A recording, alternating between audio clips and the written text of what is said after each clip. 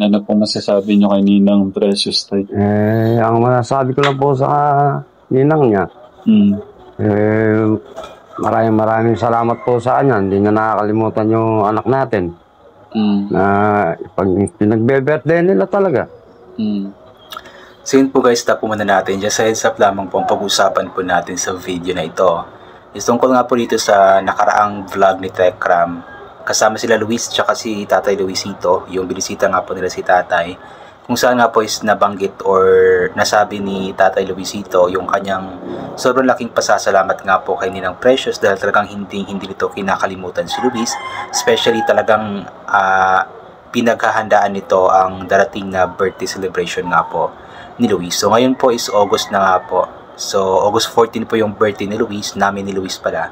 Tapos August 23 naman yung birthday celebration ni Luis na sponsored nga po ni Ninang Precious. So nakakatuwa lang din po si Tatay kasi kung narinig niyo po yung nabanggit niya na anak natin. So talagang kinoconsider niya si Tekram na isa din sa tatay ni Luis. Ayan. So ipagpatuloy po natin ang panonood.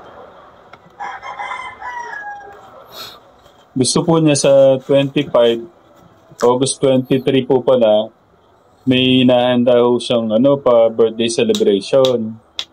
Dapat nandun din po kayo. Sa August 23 po gaganapin.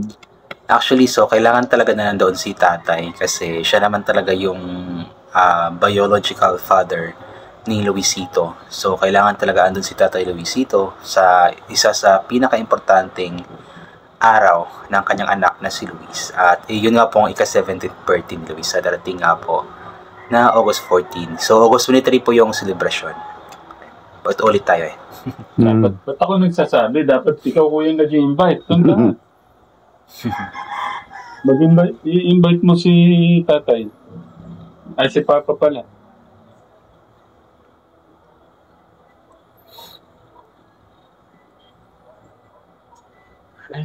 Lapit na naman birthday niya. Wala pa nga po yung birthday niya. 17 pa lang po siya, di ba? Tinatanong na po kagad anong ano pong gustong regalo sa 18 po niya. Yeah, talagang lang isin ng Precious. Alam mo yung sobrang dedicated niya para mapasaya lamang po si Luis. So kahit 17th, hindi pa tapos yung 17th birthday ni Luis, ay tinanong na nga daw po nito si Luis kung ano nga ba ang gusto nito sa ika-18th birthday niya. So baka 1 year pong paghahandaan po yun ni Ninang Precious. Ninang Precious po mo. Yan ba gusto mong hilingin sa ninang mo? Pero kung siya po yung masusunod, tayo nga po ng kahit simple na nga lang daw po. Ano po masasabi niyo kay Ninang Precious tayo? Ang masasabi ko lang po sa ninang niya, maraming salamat po sa kanya. Hindi niya nakakalimutan yung anak natin. Na pag pinagbe-birthday nila talaga. Yan lang po ang masasabi ko kay ninang niya. Ninang Precious. Thank you, Nina. Sa love and support. Tapos mga ilang years din po nakapagpahinga si Ninang Precious. Yung last celebration ni Luis na talagang bonggang-bongga, yun po yung 13th birthday ni Luis. Tapos nakapagpahinga po si Ninang Precious. Then ngayon nga po, bumalik nga po si Ninang Precious at panibagong bonggang celebration na naman po. Ingrading celebration ang ihahanda niya para sa birthday ni Luis. So, yun. Nandito na rin po kami para i-invite po sa masabi na rin po sa'yo. Pero ikaw dapat po yung magsabi na.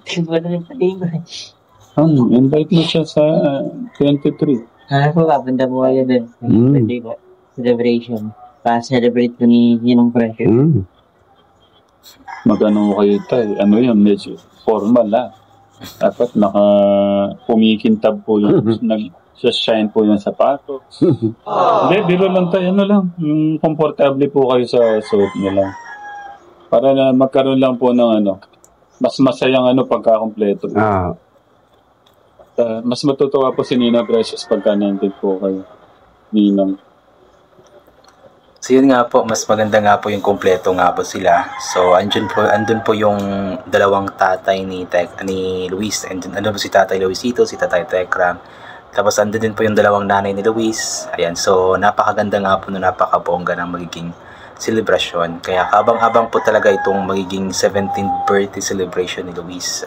Mga ilang araw na lamang ba? August 1 po kasi ngayon, so 22 days na lamang po at magaganap na nga po yung granding celebration ng birthday ni Luis. Pero sa August 14 po yung birthday ni Luis. Same kami ng birthday ni Luis, August 14. Pero inulit ko nga po yung celebration is August 23 na nga po gaganapin. So abangan po natin yan guys. I'm sure na mag-live sila Tekram yan. I believe yung nakaplan na lechon ay 3 or 4 yata. Tapos nung sobrang natuwa nga po sila ng presyo sa bigla ang pagbisita ni Luis doon kila Tekram is gusto nga daw po niyang triplihin po yung lechon. Pero ayaw nga po nila Tekram, ayaw ni Luis kasi nga po sobrang dami na po nun.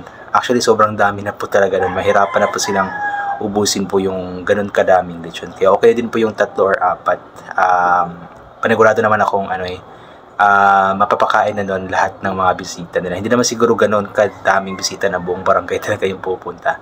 Pero kabang-abang din po kasi magkakaroon nga po sila ng reunion. Yung nabanggit nga po ni Ninang Precious na sila Dandan, sila Tipoy, si Pretty Boy, si Kuya Jason, Kuya Melvin, sino pa ba yung mga nabanggit niya? Sila Tatay Freddy pa yan, sila Kuya Bobby. So yun, magkakaroon nga po ng reunion. Magsama-sama nga po sila sa darating na celebration ng 17th birthday ni Luis. Kaya nagpapasalamat po tayo ng malaki talaga kay Ninang Precious sa kanyang initiative nga po at walang sawang pagtulong at pagmamahal kay Luis. Hindi lang kay Luis kundi maging sa pamilya ni Luis. Andyan lagi si Ninang Precious na talagang tumatayo bilang pangalawang nanay nga po ni Luis. Kaya nagpapasalamat po tayo ng malaki kay Ninang Precious sa kanyang pagmamahal na ibinibigay nga po kay Luisito Bundok Jr. Manalastas. So anyway yun, I think hanggang dito na lamang po itong gagawin ko na reaction video. So thank you so much po sa lahat ng mga palaging pumabalik sa aking YouTube channel. Inuulit ko nga po palagi na ugalin po natin magdasal, magpasalamat sa lahat ng mga bagay na ating natatanggap kahit na di po natin ito hinihingi. Kasi nga po lahat ng mga bagay na meron tayo ay kalob sa atin ng ating Panginoon at wala ang mga bagay na ito kung hindi dahil sa Kanya. And always bring payong, kapote, sombrero or anything na pwede maging proteksyon sa katawan kapag lalabas po tayo. Nang sa ganun kapag mainit na hindi po tayo mainitan or kapag biglang umulan na hindi po tayo mababasa ng ulan. And always take vitamin C para maboost ang ating immune system at hindi po tayo matatamaan agad-agad ng kung ano-ano mga sakit. Pasensya na po kayo, maingay po yung manok, tumitilaok. So yun, hanggang dito na lang mo po ulit. God bless po sa ating lahat at bye for now po.